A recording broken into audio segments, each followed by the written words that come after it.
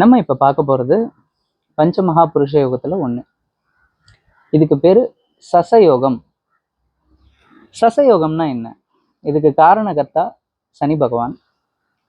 சனி பகவானோட ஆட்சி உச்ச வீடுகளான மகரம், கும்பம், அதுக்கப்புறம் துலாம், இந்த 3 வீடுகள்லையும் சனி பகவான் இருந்தார்னா அந்த வீடுகள் கேந்திரமாச்சுன்னா, அதாவது 1, 4, 7, 10 ஸ்தானங்கள் ஆச்சுன்னா ஒருத்தருக்கு சசயோகம் இருக்கும் அவரோட ஜாதகத்தில். இந்த மாதிரி சசயோகம் இருக்கிறவங்க ரொம்ப பெரிய தலைவனாக வர்றதுக்கு வாய்ப்பு இருக்குது. நிறைய அடியாட்களை வச்சு வேலை வாங்கக்கூடிய பதவிகளில் இருப்பாங்க. இவங்களுக்கு நல்ல ராஜயோகமும் கிடைக்கும், நல்ல பவர் இருக்கும் இவங்களுக்கு. அதை இவங்க எப்படி யூஸ் பண்ணுறாங்க அப்படிங்கிறத பொறுத்து தான் இவங்க வாழ்க்கை அமையும்.